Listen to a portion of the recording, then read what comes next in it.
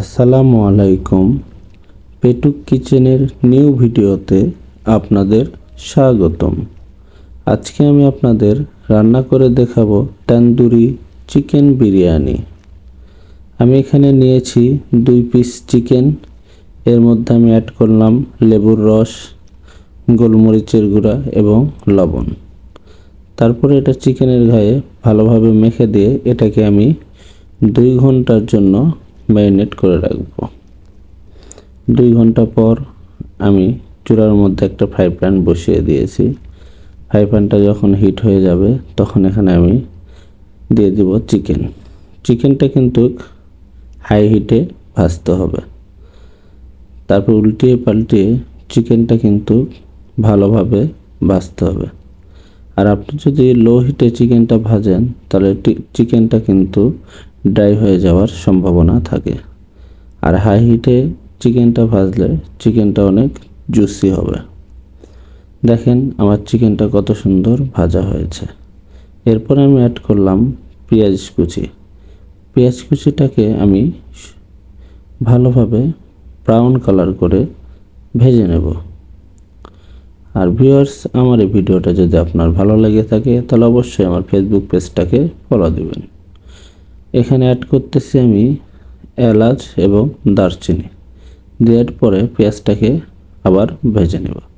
পেঁয়াজ যখন আমার ব্রাউন কালার হয়ে আসবে তখন এখানে আমি অ্যাড করতেছি আদা বাটা, রসুন বাটা এবং জিরে বাটা। তারপরে আবার এই মশলাগুলো আমি সুন্দরভাবে ভেজে নেব।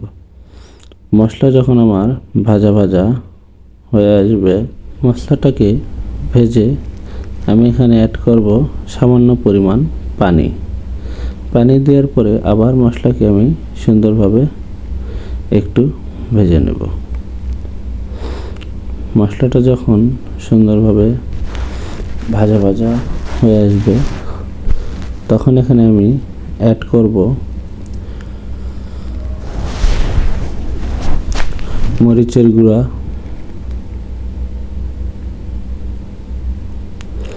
ধনিয়া গুঁড়া, লবণ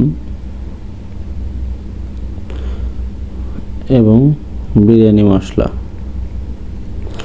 2টা তেজপাতা। তারপরে আমি এটাকে আবার সুন্দরভাবে একটু পেঁয়াজের সঙ্গে মিশিয়ে নেব। আমারটা কিন্তু সুন্দরভাবে ভাজা হয়ে আসছে তেলের উপরে। এখন এখানে আমি অ্যাড করতেছি পানি দিয়ে আমি মশলাটাকে আবার ভালোভাবে কষিয়ে নেব। আর ভিউয়ার্স, আমার এই ভিডিওটা যদি আপনার ভালো লেগে থাকে অবশ্যই আমার ইউটিউব চ্যানেলটাকে সাবস্ক্রাইব করবেন এবং পাশে থাকা বেল আইকনটি বাজিয়ে দেবেন। তারপর এখানে আমি অ্যাড করলাম 4 পিস আলু বোখরা দেওয়ার পর একটু নেড়ে চেড়ে এর মধ্যে আমি অ্যাড করব কাঁচামরিচ। আমি এখানে 6টি কাঁচামরিচ ইউজ করছি।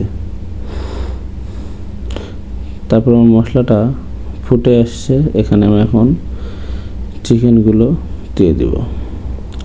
চিকেনটা দিয়ে একটু নাড়াচাড়া দিয়ে আমি এটাকে 20 মিনিটের জন্য রান্না করে নেব।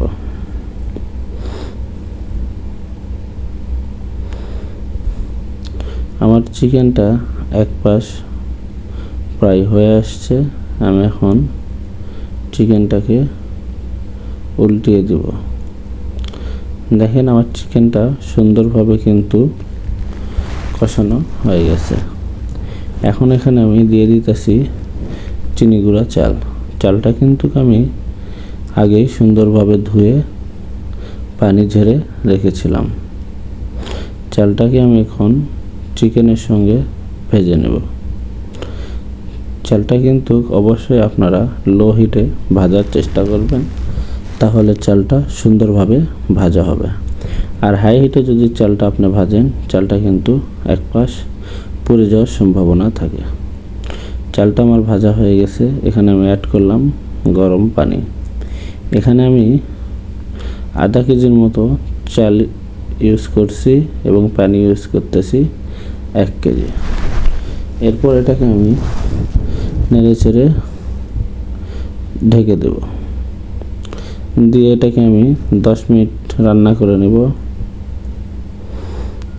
আর আমাদের এই ভিডিওটা কিন্তু ভিউয়ার্স অবশ্যই বেশি বেশি করে শেয়ার করবেন।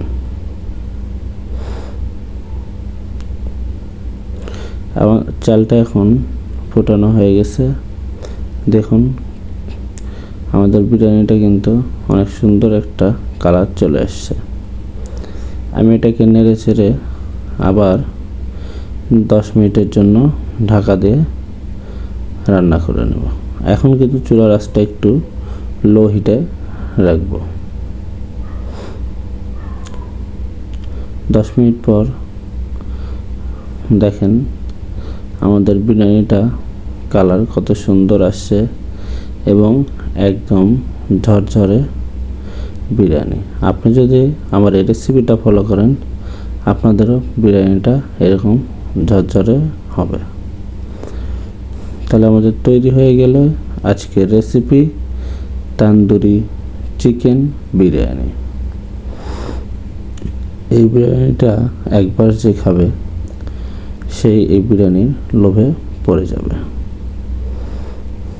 আমার এই ভিডিওটা সম্পূর্ণ দেখার জন্য আপনাদের